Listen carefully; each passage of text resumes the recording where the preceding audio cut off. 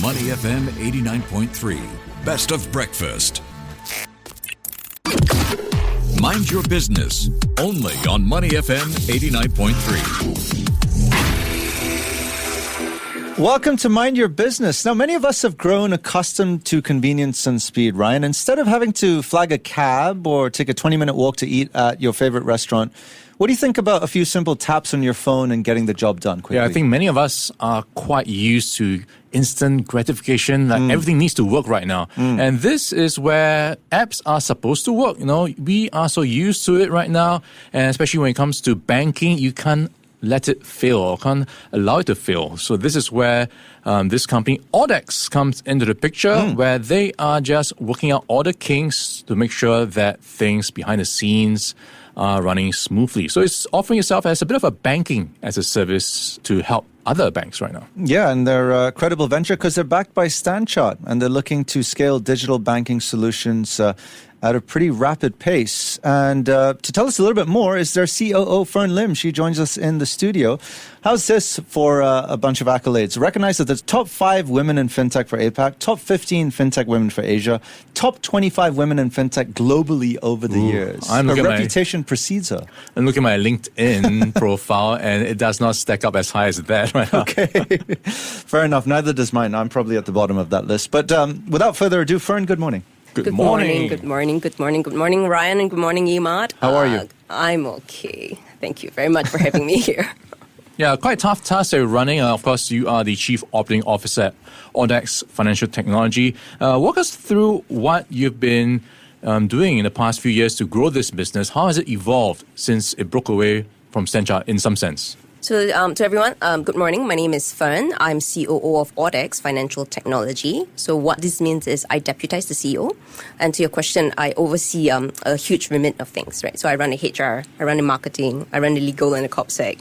I build new entities for the company and all the business operations stuff, right? So for us, the story behind audax, the genesis actually comes from Standard Chartered Nexus. So Standard Chartered Nexus is actually the banking as a service proposition for the bank. Right. What this means is we partner with large e-commerce platforms and we provide financial services to their end customers. So an example is in Indonesia, we went live with this client called Bukalapak. So Bukalapak is like Amazon, Indonesia's Amazon. Right? So they've got like millions of customers on their platforms. But a lot of them, they have a mobile phone, but they don't have a banking account. And this is where Standard Chartered Nexus comes in, right? We've got a banking license. We built the pipes to connect the two platforms together. And then now, ta-da! The end client has an account with Bukalapak. They also have a banking service called Buku at the end. So this is an example of banking as a service, right? But beyond that, for audax, we're a digital banking platform. We essentially help incumbent banks either modernize their tech stack or we build new business models such as banking as a service. Okay, so is this your so-called bank-in-a-box approach? Yes, it is. Okay, aside from that, can you share any other digital banking features that your customers have requested you to develop for them? So it really depends on the needs of the incumbent banks, right? Do they want to overhaul their digital banking platform at the back end?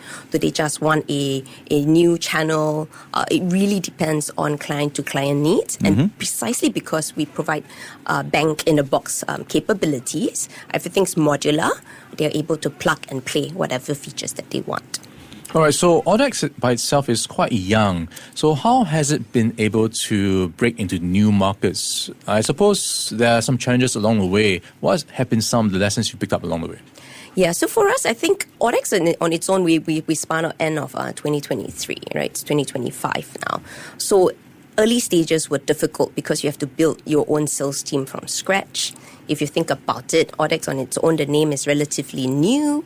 There was a lot of groundwork that needed to be done, right? But, 1.5, almost 2 years in, we're happy to announce, we've won a few clients. So today, on its own, I actually am going to release a big press release announcing my client.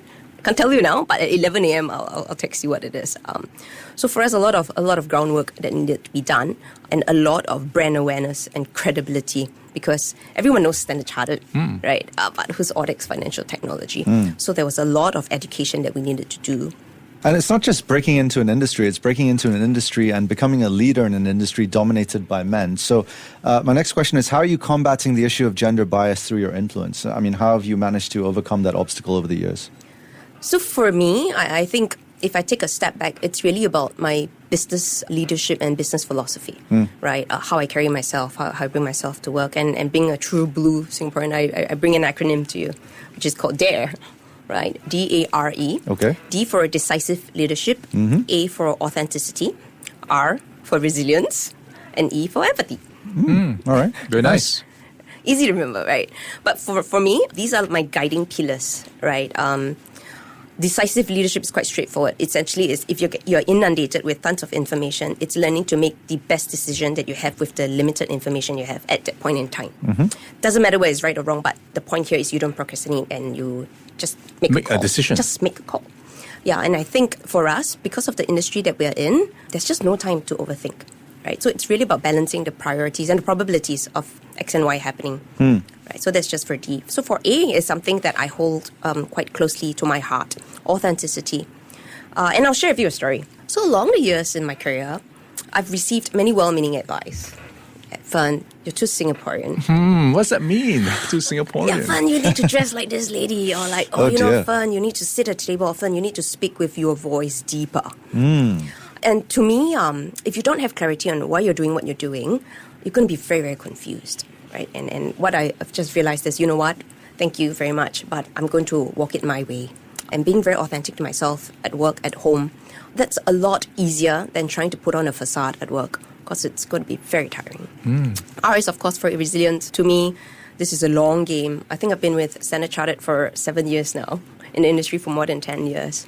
You always hear stories of ladies getting burnt out and tapping out. And for me, if I take a step back, it's really about what does success mean to me. Success is not winning every game. Success is about staying in the game so that you have one more shot to win in the next game. That's all about resilience, right? Building a corporate venture, it's really not easy. So it's really about having sight on what the end vision is, and then you just, keep focused on that. Of course, E is for empathy. I think there's a new generation of workers that we see. They really want the new leaders to be very authentic, vulnerable, and empathetic with them. They want to grow and journey along with us. So empathy has come in quite a bit as well. I imagine being a parent of 3 kids also plays a part in building the empathy factor. All right, let's talk about how you've received so much advice over the years. Was there a particular piece of advice that stood out for you that you think, I suppose, was key to some of your success? Yeah, so this I can attribute it to CEO of SC Ventures, Mr. Alex Manson. He's been my sponsor throughout, and there was this once I remember. He sat me down and he told me, he's like, Fernn, if I believe in you, why can't you believe in yourself? So that was very well put. That was that epiphany that for me, because if people believe in me, like what's stopping myself from believing in myself, right? And that was quite pivotal for me, actually. Yeah, I imagine there were some cases or some extent of imposter syndrome at some point because you're building something new, trying to break into new markets, and you had to prove yourself to a lot of people. Yeah, I think for the company itself, and I think for any company, when you first start, all you hear are detractors. Can't be done, too difficult, this is too big to tackle. But then again, if you take that as the impetus, right, to prove them wrong, that to me is a good driving force as well. Yeah, you've certainly walked the talk when it comes to believing in yourself, because your journey thus far has led to you being recognized, as we mentioned earlier, top 5 women in fintech for APAC, top 15 fintech women Asia, top 25 women in fintech global, and I'm sure there's more accolades to come. What went into the making of such an influential career, do you think, and have those accolades sunk in? I think those are vanity metrics. Like, thank you very much. Very modest. But I appreciate all these accolades, but it goes down to, again, my personal values and personal beliefs. Because it's recognition of that, right? Correct. But, if you start chasing all this, then you're going to lose sight of who you are. Yeah. And that's why I say you go back to authenticity. You have to be true to who your values itself is. But going back to your question, I think for me, I've really been very blessed. I've got great sponsors. All my ex-bosses, they gave me the space to grow and lead in my way. So Alex Munson is one, Kelvin Tan, whom you met last week, and my ex-boss, Pranav Seth. All three are men, interestingly. All three are men. All three of them hold really high positions, but all three of them gave me that space to grow as well.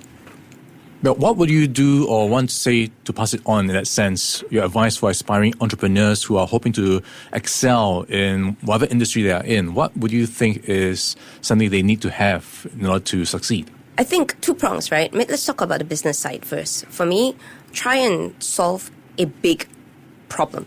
Tackle big problems, right? If it's too small, the TAM, the total addressable market, is usually quite small. But for us, solve big, hairy problems, that's one. That keeps you excited.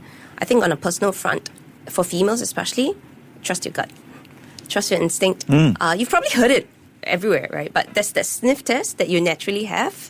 Trust that, because that didn't come from nowhere. That came from years of experience. So trust your gut. All right, Fernn. Well, it's been a pleasure having you in the studio. You've certainly dared to dream, and I think listeners have also dared to dream listening to what you've had to say. So thank you so much for your time and your insights and your guidance. Thank you. All right, we've been in conversation with Fernn Lim, COO of audax Financial Technology. Stay with us on Money FM 89.3.